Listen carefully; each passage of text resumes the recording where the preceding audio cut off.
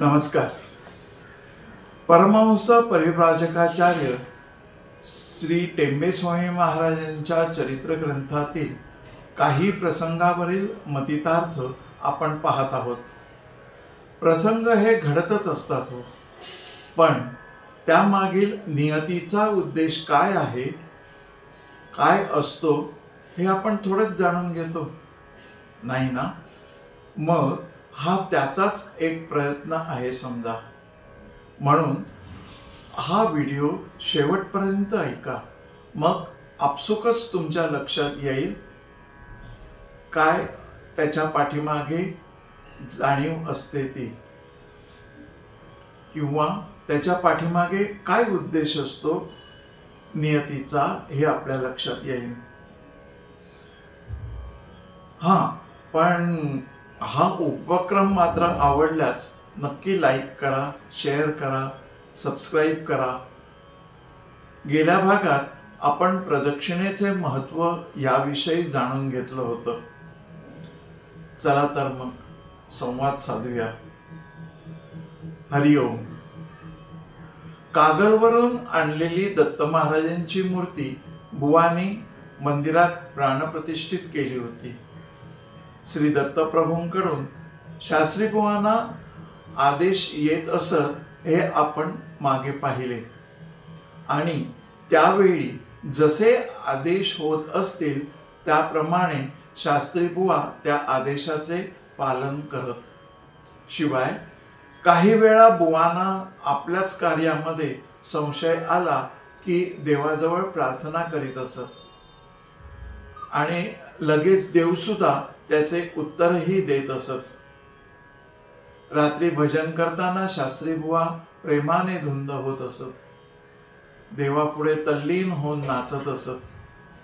पूजेचे सर्व उपचार मात्र व्यवस्थितपणे बुवा समर्पण करायचे.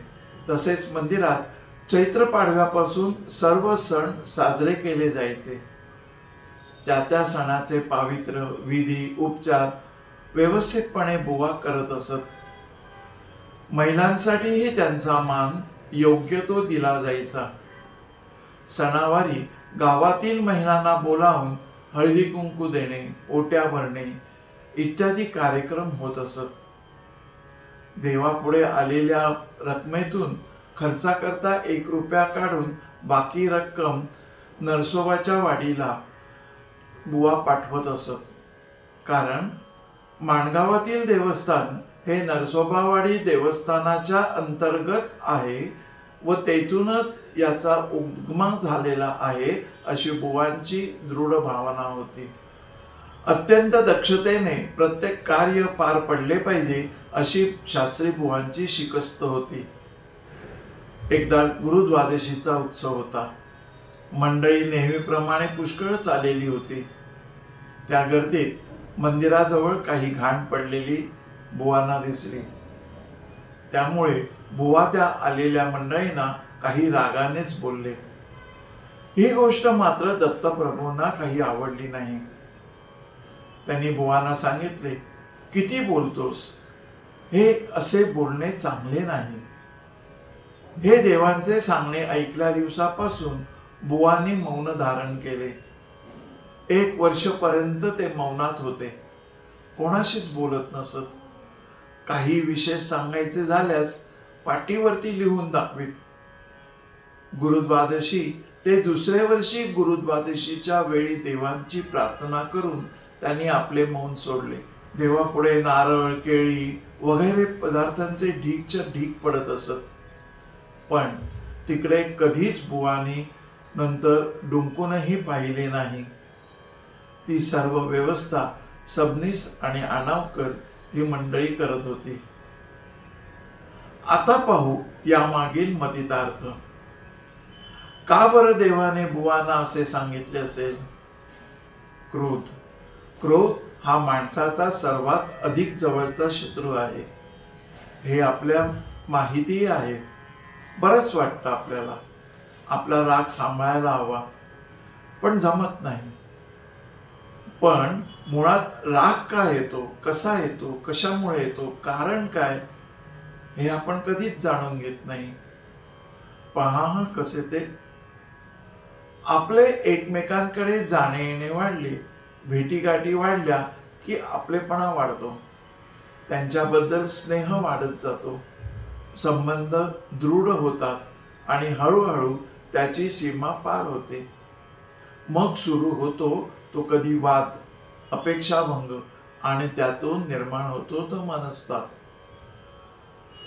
सहजच रागाधिक गुणांना आमंत्रण दिले जाते. मोह हा तर एकमेकांच्या आशा आकांक्षाचा पायच आहे. हितसंबंधच कशाला, आपल्या वस्तू, आपली वास्तू, आपल्या सतत संपर्कात येणाऱ्या गोष्टी, व्यक्ती यांचा मोह वाढतच असतो की. त्याची मर्यादा ओलांडली की विश्वास आणि भावनांना तडा जातो. मग द्वेष, मत्सर चोर पावलाने आत प्रवेश करतात. कारण माहितीये, या सर्व हितसंबंधातून आपणच आपल्या अपेक्षा बाळगत असतो. आसक्ती वाढते. खरे तर याचा अतिरेक हा द्वेष आणि क्रोधाचे स्वरूप घेत असतो. कारण आपण आपला अधिकार आपल्याशी बाळगून ठेवत असतो. अजाणतेपणाने आपण दुसऱ्यावरही लादत असतो, दुसऱ्याकडून अपेक्षाही करतो, जे हे सर्वस्वाला घातक म्हणून ठरते. मैत्री वाढते ती अपेक्षेचं पांघरून घेऊन. द्वेष, मत्सर हे ह्याच्या पाठीमागे लपून असतात. प्रेमामध्ये शुद्ध भावना असते, पण त्या पाठीमागे समोरच्याकडून काहीतरी मिळण्याची आपली अपेक्षा असतेच की. सुरुवातीला कदाचित नसेलही, पण ती हळूहळू वाढते. त्या सर्वाची परिमिती शेवटी चिडचिड करण्यात होते. सुरुवातीला आपणच आपल्यावर चिडत राहतो, मग त्रागा करतो, द्वेष होतो आणि मग हळूच राग उसळला जातो. खरं आहे ना? सतत संपर्कात आशा अपेक्षा या वाढतच असतात. त्या पूर्ण न झाल्यास मात्र क्रोध हा ठरलेलाच आहे. प्रेम करावं, संबंध वाढवावेत, पण त्याचा अतिरेक मात्र होऊ देऊ नये. आता याचा आपण अन्वयार्थ पाहू. देह म्हणजेच मी ही जाणीव माणूस स्वतःशीच करून घेतो. जे करतो ते मी करतो, माझ्यामुळे हे सर्व होत आहे, त्यामुळे मी करता ही भावना तयार झालेली असते. मी, माझे यापासून द्वैताला सुरुवात होते. विषय अंतरंगात प्रवेश करतात. मग हा जो मी तो विषयात तल्लीन होऊन जातो. विषय दुःखाला कारण बनतात. या विषयांच्या अपेक्षांच्या तृप्तीसाठी त्याची सतत धडपड चालू असते. त्याची कधीच तृप्ती होत नाही.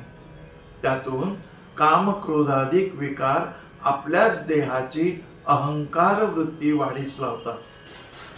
शेवटी दुःख वाढीस लागते. उदाहरणार्थ, अग्नीत हविद्रव्य टाकल्यावर जसा अग्नी वाढतो, तसे विषयांच्या उपभोगाने विषय कधीही तृप्त होत नाहीत. पण संयमाचा मार्ग धरून, संयमाचा मार्ग स्वीकारून आपण क्रोधाधिक गुणांना सहज दूर करू शकतो. काम क्रोधाधिक गुणांविषयी आपण बरंच काही यापूर्वी ऐकलं आहे, वाचलं आहे, माहितीही आहे. पण आपण थोडासा जर विचार केला, आपल्या अपेक्षा जर दुसऱ्यावर लादल्या नाही, तर काम क्रोधाधिक कधीही निर्माण होणार नाहीत.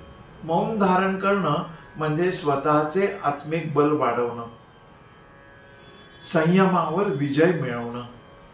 मौनामुळे आपल्या शब्दांना एक प्रकारे शक्ती मिळते, विचारांना दिशा मिळते, धीर गंभीरता येते, स्वभाव शांत होतो.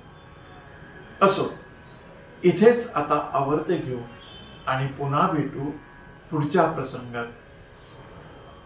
गुरुदेव दत्त.